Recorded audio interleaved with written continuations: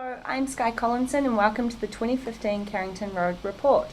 This broadcast is by Briar Ingledew, Shannon Clout, Lauren Perriam and myself. We're third year students from Unitec's Department of Communication Studies.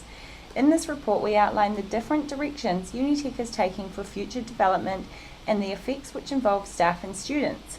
We begin with Briar Ingledew, who recently sat down with Student President Matalina O'Mara and discussed her views on the communication to students behind the upcoming restructure. Unitec will be embarking on a transformational journey through a 3-year restructure to closer align with industry sectors.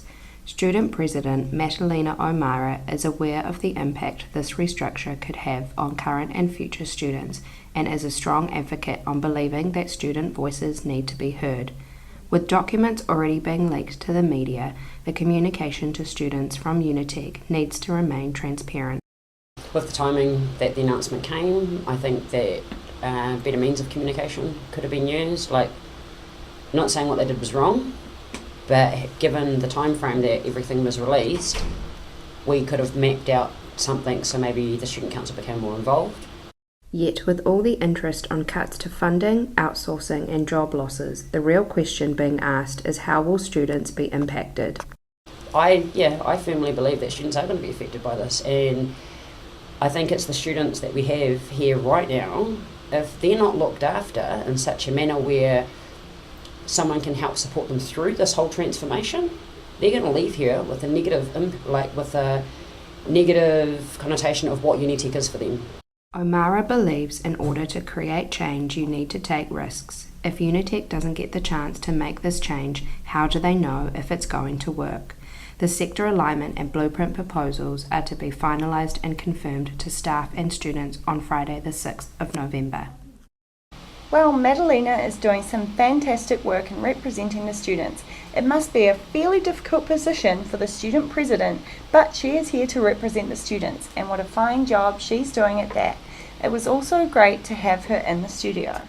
Next up, I'll be talking with Carolyn Cox on her sustainability initiative One Planet Living, which is launching at Unitec over the next coming years.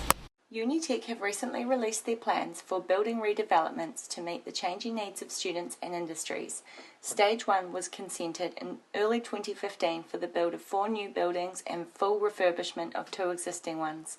The Unitec Sustainability Manager, Carolyn Cox, has been working with students across campus to integrate the internationally recognised sustainability initiative One Planet Living.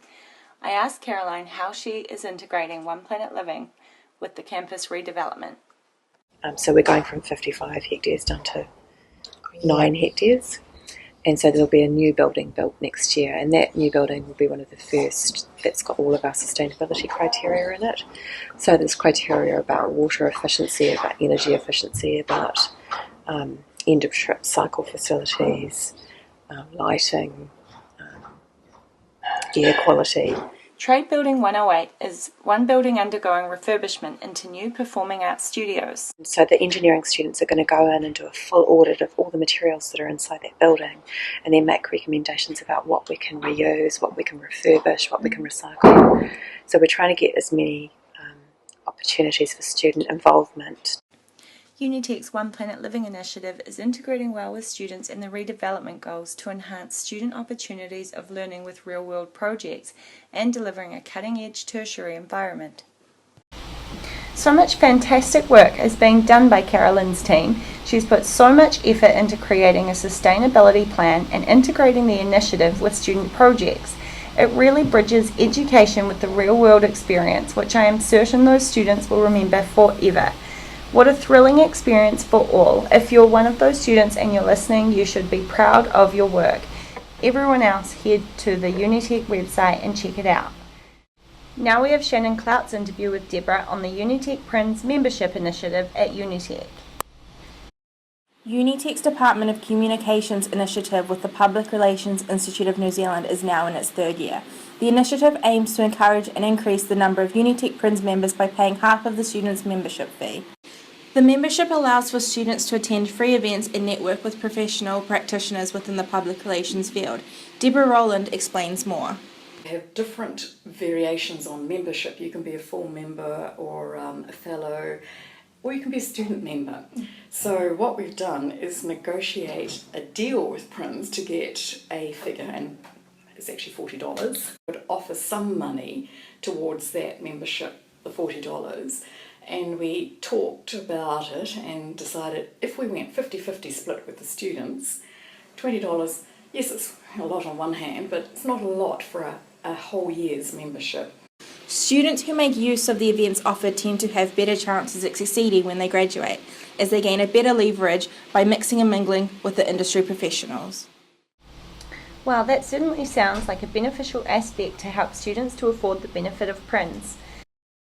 Today we conclude with Lauren Perriam, who interviews Olivia about becoming a communication student at Unitec and what she values in choosing a tertiary provider. Studying communications at Unitec has a standout reputation for offering students the opportunity of learning through experiences. Olivia Clark, an Auckland High School student, identifies this and offers her perspective on what she is looking for in a tertiary provider. I look for a university that's very environmentally responsible, and that also has a really good reputation for graduates getting jobs. Well, this is a personal interest of mine, and it would make my decision easier if this uni I go to is environmentally friendly. Considering her values, Unitec has a lot to offer Olivia, like environmental initiatives to continue Unitec's green reputation. Opportunities for communication students at Unitec are also offered, such as student Prinz memberships, internships, and plenty of student leadership roles. And if all your unis incorporated real-world learning and offered a few more papers where students can get real-life experience, that would be a little bit easier. But I know Unitec does this really well. Some uncertainty over the direction Unitec is going in, the resources and initiatives that are being implemented are making Unitec a desirable choice for future students. It's hard to predict exactly what will come of the restructure, but we are certain it will have some of the positive outcomes for Unitec. We have some really ambitious future students who are amping to attend Unitec, so as long as everything stays positive and the benefits offered by Prinz, who are really backing students to give them that real life experience and boosting their education levels, it looks as though they are working as hard as possible to make the people who make it.